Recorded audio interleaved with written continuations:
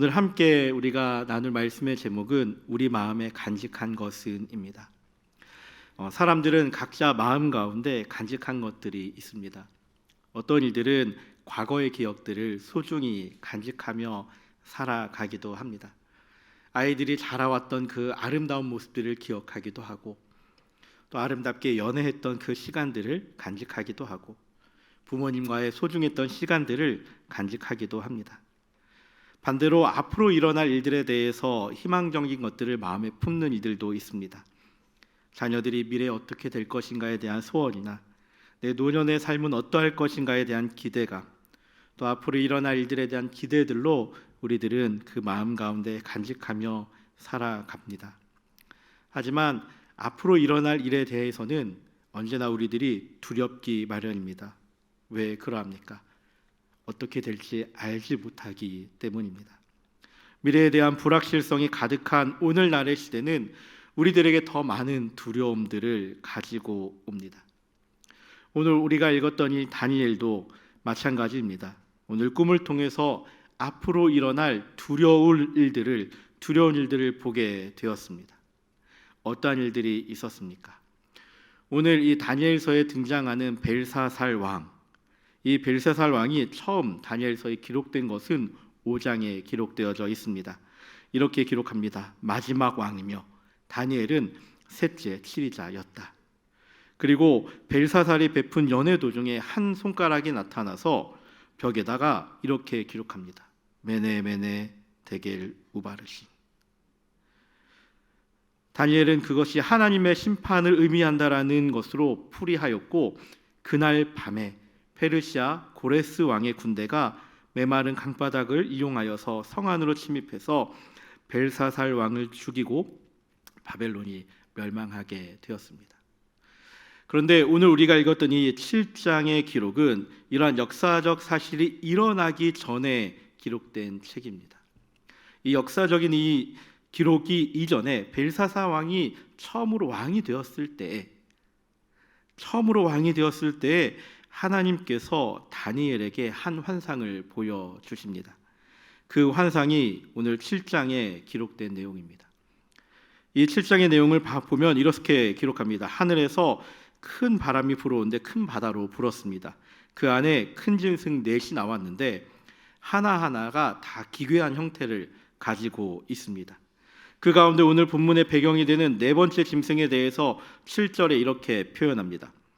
무섭고 놀라우며 또 매우 강하며 또 새로 된 큰 이가 있어서 먹고 부서뜨리고 그 나머지를 발로 밟았으며 이 짐승은 전에 모든 짐승과 다르고 또 10뿔이 있더라. 상상이 되십니까?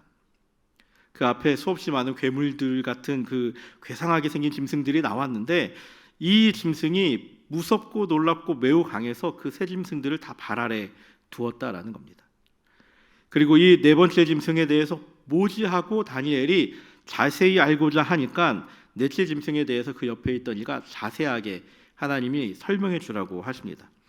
넷째 짐승은 곧 땅의 넷째 나라로 다른 나라들과 달라서 온 천하를 삼키고 밟아 부서뜨리며 그 10뿔은 그 나라에서 일어날 10왕이요 그 후에 하나가 일어나게 되는데 마지막에 일어난 자가 먼저 있던 자들과 다르고 또 다른 세 왕들을 복종시키고 지극히 높으신 이를 대적하게 된다.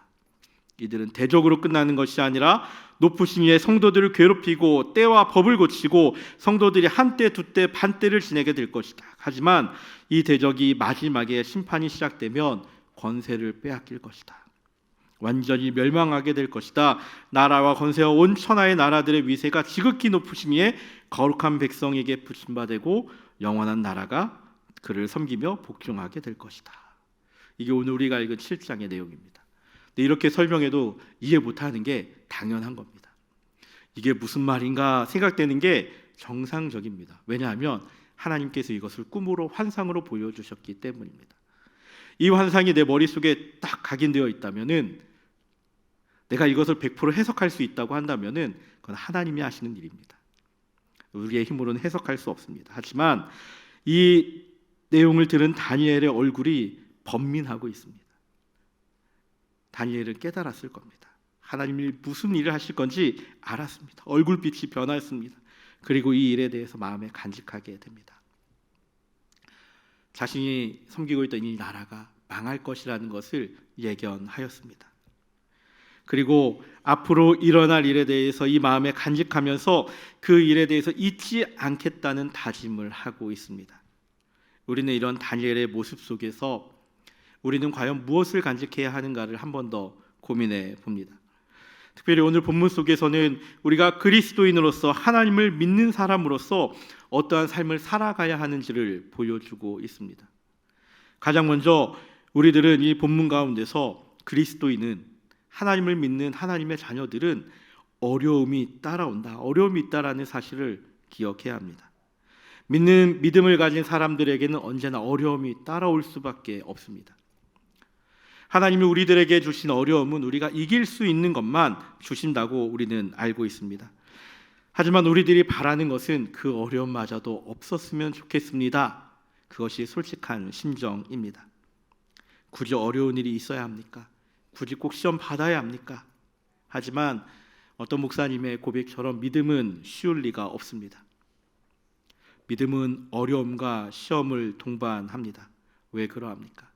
여러 가지 이유가 있겠지만 다양한 이유 가운데 한 가지를 꼽자면 믿음을 가진 사람들은 지금까지의 삶과 다른 삶을 살아가야 하기 때문입니다. 내가 여태까지 살아왔던 삶의 모습과 정말로 예수님을 믿은 다음에 삶의 모습이 달라지기 때문에 어려움을 겪을 수밖에 없습니다. 하나님이 우리에게 시험을 주시는 그 이유는 우리를 하나님의 자녀로 조금 더 성숙하게 살아가게 하기 위함입니다. 네가 받은 이 시험을 통해서, 이 어려움을 통해서 내가 변화하여서 예전 것들은 내려놓고 하나님을 섬기기에 더 좋은 모습으로 하나님을 더 알아가고자 하기 위해서 주시는 것입니다. 우리의 삶은 결코 쉽게 변하지 않습니다. 사람들이 이야기하죠. 세상에 있는 사람들은 가장 힘든 변화 가운데 하나가 술 끊고 담배 끊는 것이라고 이야기합니다. 사람들이 또 이렇게 이야기하죠. 술과 담배를 한 번에 끊는 사람은 상종하지 말아야 되는 사람이라고. 왜 그렇게 이야기합니까? 그만큼 어려운 일이기 때문입니다. 하지만 하나님께서 그런 사람들의 모습을 바라보면서 시험을 통해서 하나님의 뜻대로 살아가게 하기 위해서 끊임없이 어려움을 주십니다. 그런데 우리가 한 가지 기억해야 될 것이 있습니다. 이 어려움은요, 대적자들을 통해서 오기도 하지만 내 가장 옆에 있는 이들, 가장 친한 이들로 인해서 다 아는 방법으로, 다 아는 것으로 오게 된다는 사실입니다. 이렇게 하면 시험 들 거야. 이렇게 사람들이 반응하면, 나에게 화내면 나는 시험 들 수밖에 없어. 다 알고 있지만 결국은 그것으로 나를 시험 들게 하는 일들이 너무나 많다라는 사실입니다. 어려움의 시기도 다르고 어려움의 때도 다릅니다. 어려움의 강도도 다릅니다. 하지만 결국은 이 어려움은 우리들에게 찾아오게 됩니다. 다니엘 역시 알았습니다. 환상을 보면서 언젠가는 어려움이 찾아올 것이다. 하나님이 나에게 이 환상을 보여주셨고 내 마음 가운데 번민하는 것을 보니까 나도 이 어려움을 겪을 것이다 라는 걸 알고 있었습니다. 사랑하는 믿음의 성도 여러분, 우리들에게도 어려움은 언젠가 찾아오게 된다는 것을 기억하길 바랍니다. 두 번째로, 이 어려움과 더불어서 다니엘의 환상을 통해서 우리들이 알 수 있는 것은 심판이 있음을 기억해야 한다는 것입니다. 세상에 있는 사람들은 오늘만 산다라는 생각으로 살아가는 사람들이 왜 이리 많은지 모릅니다. 지금 이 순간만, 당장의 지금의 이 순간만 통해서 지금의 현실에 대해서 얼마나 만족하는지, 지금 이 현실에 대해서 충분히 즐기라고 이 세상은 이야기합니다. 마지막은 없다. 지금 즐기며 살아야 한다. 또 언제 즐기겠느냐?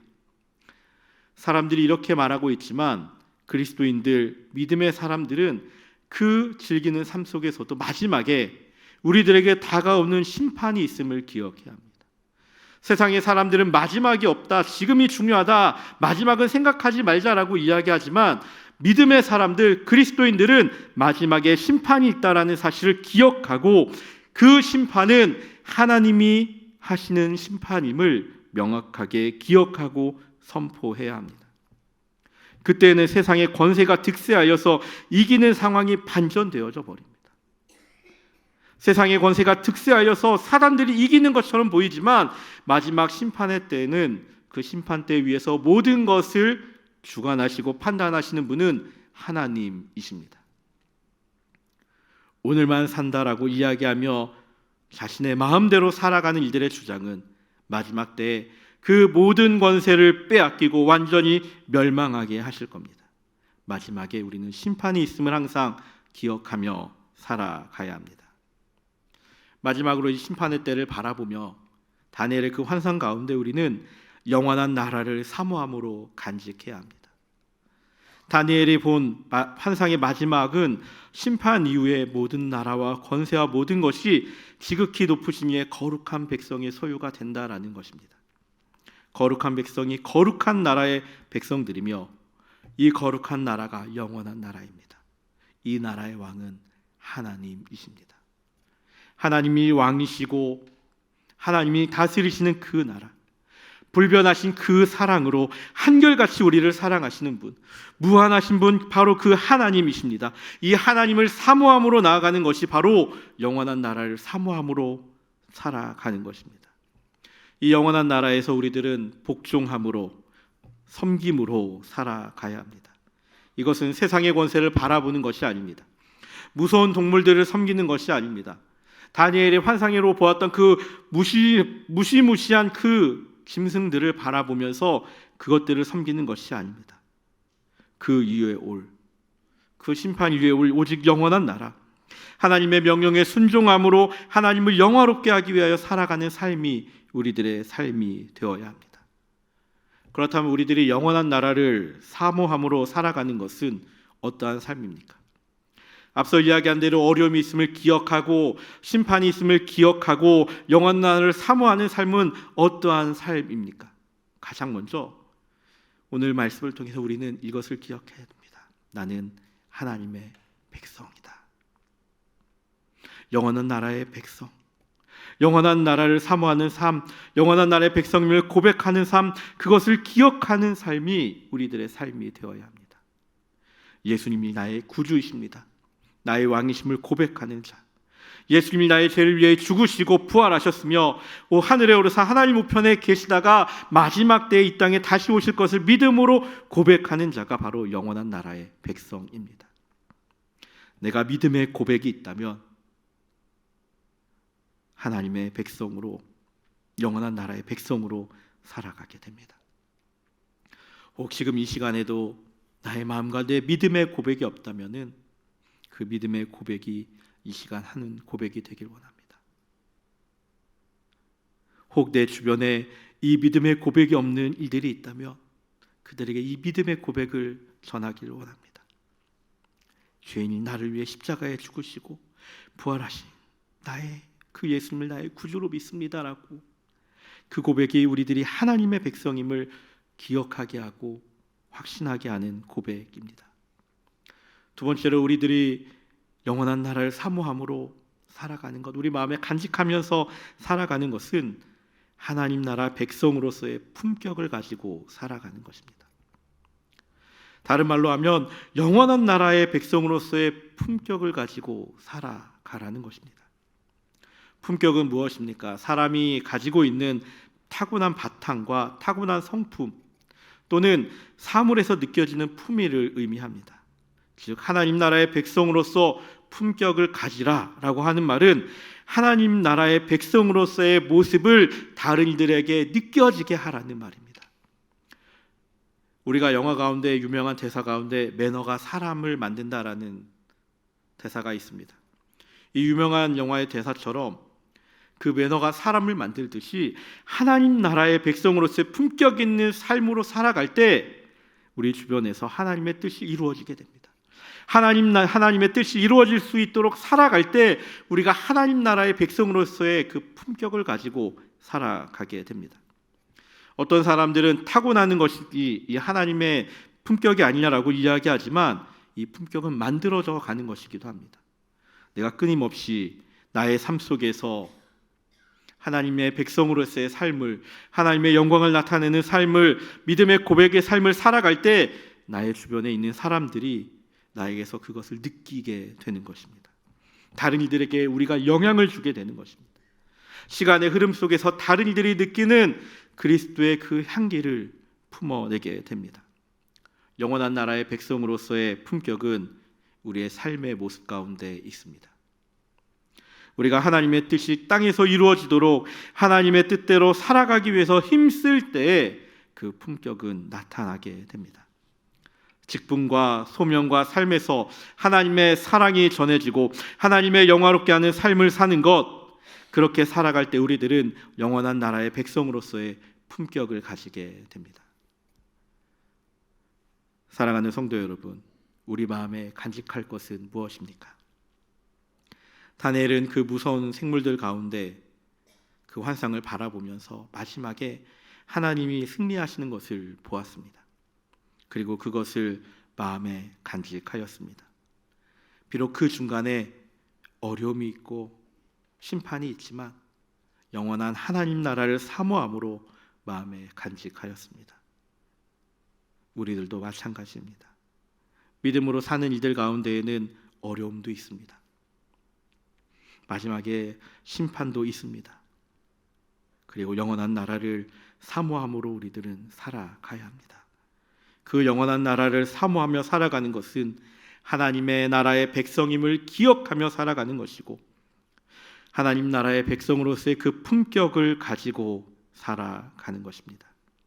그것이 오늘 우리의 마음에 간직하며 살아가야 하는 삶입니다. 오늘 이 시간